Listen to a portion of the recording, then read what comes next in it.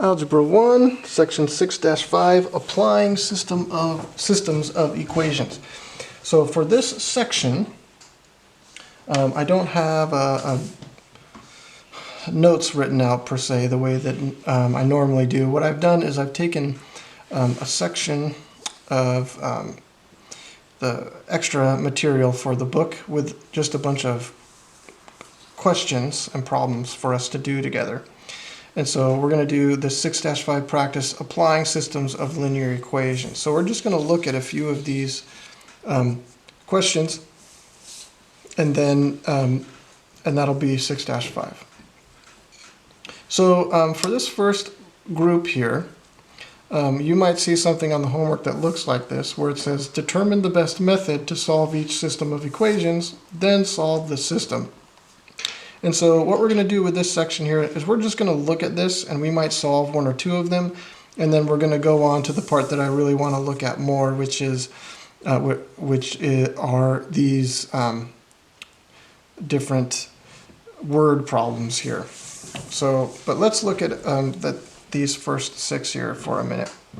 So when I look at number 1 here, I see 1.5x, 1.9y. Ooh, gross. That looks gross. I don't want to multiply anything to get anything. So one thing that's fortunate about this is I've got this x by itself here. And so what I might do with this one is, let's rewrite this, 1.5x minus 1.9y equals negative 29. This bottom one here, if I add, I'm going to rewrite it right here. 0.9y equals 4.5. If I add 0.9y equal to both sides, plus 0.9y, do that to both sides, then I end up with x equals 0.9y plus 4.5. Now I can take this and I can plug that into my x value and then solve for y. And so I would use substitution on this one, and then solve for y, and then when I found y, then I'd solve for x. So that's what I'd use for this one. For this second one, this one might lend itself more easily to elimination, because I've got 0.8 here, y. If I multiply 0.8 by 3, I'll get 2.4. And so I would have a negative 2.4y and a 2.4y here. I'd have to multiply this by 3 and multiply this by 3. That's not too bad. And then I would solve those that way. So that one I would use elimination. For this one, I just need to multiply this equation or this equation by a negative 1, and I've got a positive 16y and a negative 16y. Elimination is what I'd use for that one. And then now notice on a test or on your homework, it's going to say then solve the system. So we're pretty much just talking about choose the best method right now, but you need to solve the system as well if you are doing this on the homework or on a test. Let's look at these other ones. For this one I got 14x and 14x, so I'm going to multiply one of these by negative 1, just like this number 3 here. And then I would solve by elimination. For number 5, I have got x equals this mess here, so I'll just take this, plug it in for x, and I've got substitution, solve for y, and then go back and solve for x. Or plug in y and solve for x. So that's how I would use substitution on this one. This one I would use substitution as well. I'd subtract 7y from both sides, and then I have x by itself, and I can plug this mess in for x. Now, if I wanted to use elimination, I totally could.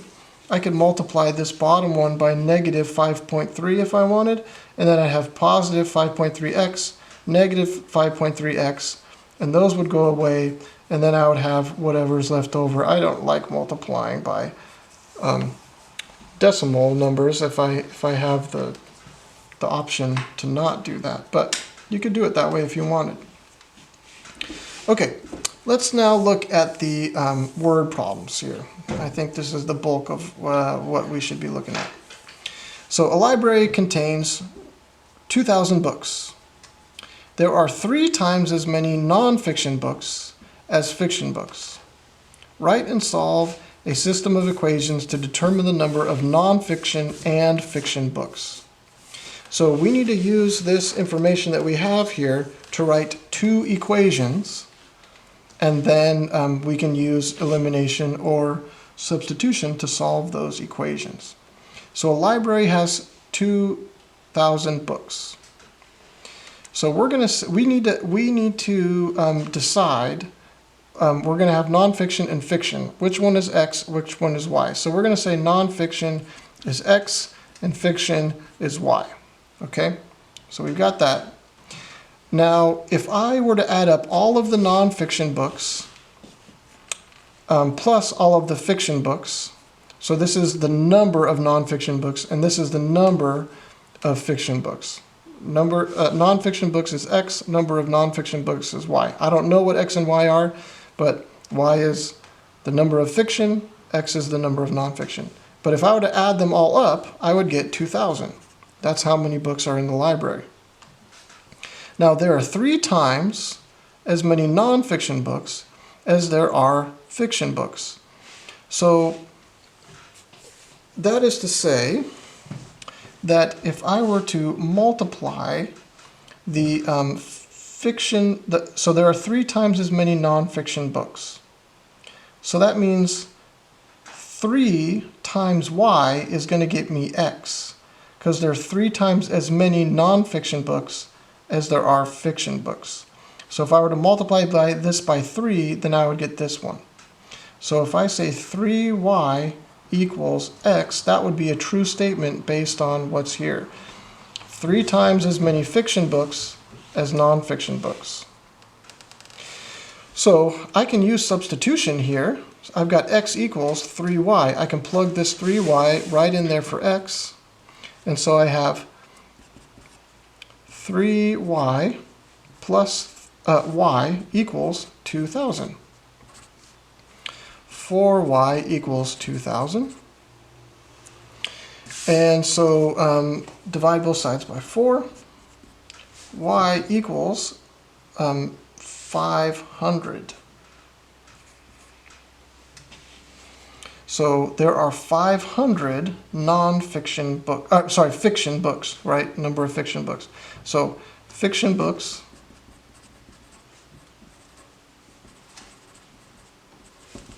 $500. Okay, now we need to know how many non-fiction books there are. So I can plug 500 in for Y. X plus 500 equals 2,000. Subtract 500 from both sides. X equals 1,500. So there are 1,500 non-fiction books. Add those together, I get 2,000. 3 times this is this one, so I can kind of just double check that information that I have. And there is my total. 1,500 non-fiction books, 500 fiction books. Here are my 2 equations. Here's one equation, here's the other one. And that's how you do number 7. Let's look at another one or two here. School clubs, all right.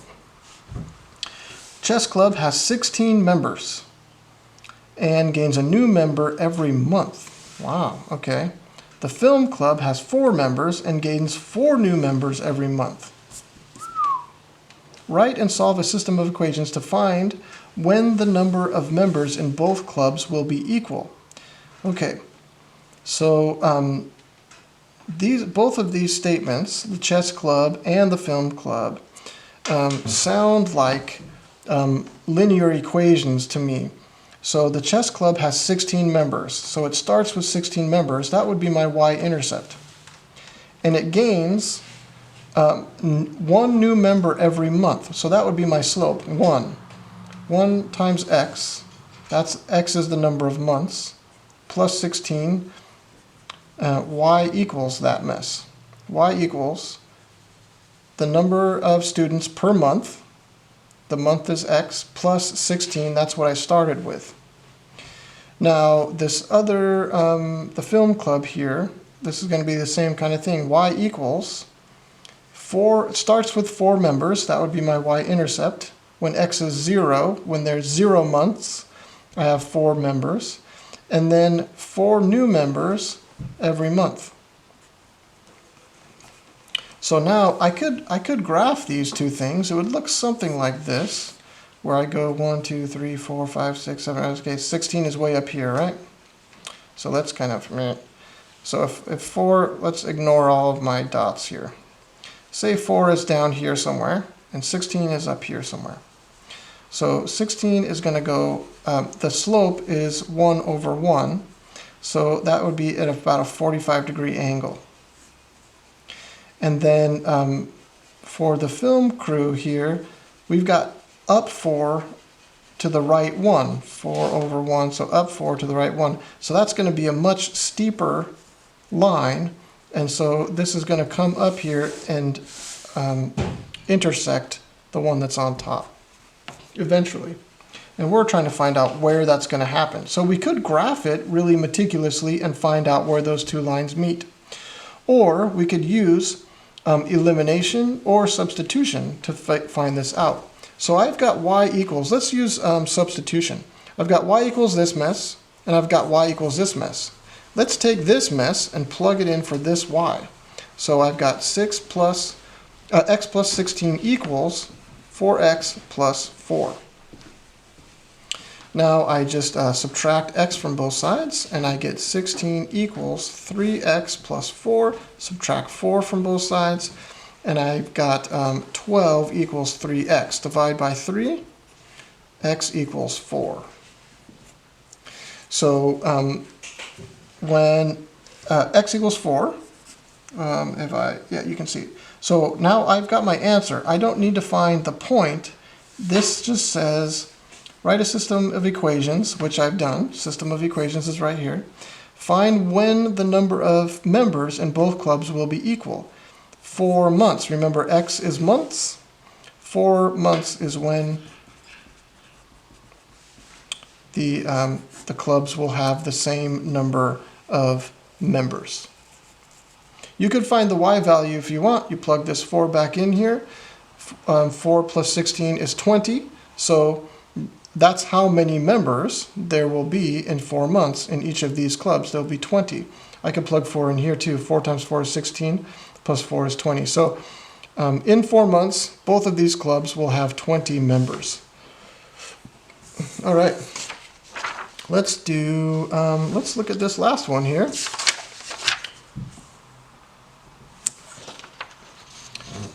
Tia and Ken each sold snack bars and magazine subscriptions for a school fundraiser. As shown in the table, Tia earned $132 and Ken earned $190.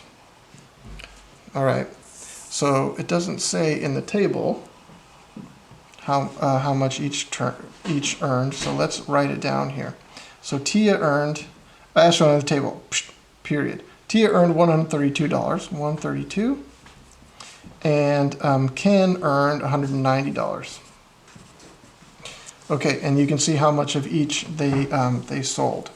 So let's see, divide A here, define a variable and formulate a system of linear equation from this situation. Define a variable, formulate a system of linear, should probably be linear equations, right? From this situation. All right, so let's define a variable. Let's say the snack bars are going to be X and magazine subscriptions are going to be Y. Okay, so Ken made $190 and Tia made $132. So what we're going to do is say Tia sold 16 bars. And so X is not going to be the number of bars. X is going to be the cost of each bar.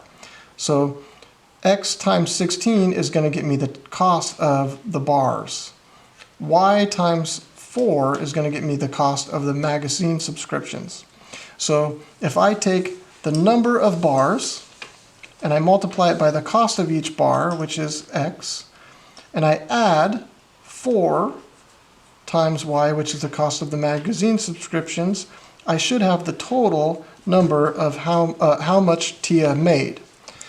Same thing with the with what Ken did here. So 20 times the cost of the snack bar plus 6 times the cost of the magazine subscription, which is Y, equals the total cost, or how much he took home, how much he earned, $190. So there's my system of equations. That's what they say to do here for A, define a variable and formulate a system of equations. So X is the cost of a snack bar, Y is the cost of a magazine subscription. Now B is going to probably say, tell me how much each one costs. What was the price per snack bar? Determine the reasonableness of your solution. So we just need to find the cost of the snack bar. We don't care about the cost of the magazine subscription. So what we're going to do is we're going to eliminate Y. We're going to use elimination, and we're going to get rid of the Y values here, and so that we're just left with X, and then we'll solve for X, and we don't need to plug that back in to find Y. So what is the common multiple of 4 and 6? 12, right? So I'm going to multiply this one by a -2 because I want this to be -12Y. I'm going to multiply the top one by +3, so I get a +12Y. So I'm going to rewrite this, I guess, underneath it here. So 3 times 16, oh, I've got to do this math here, huh? 3 times 16, that's 48. 48x plus 3 times 4 is 12y equals 3 times 132 is 396. Okay. -2 times 20 is -40x.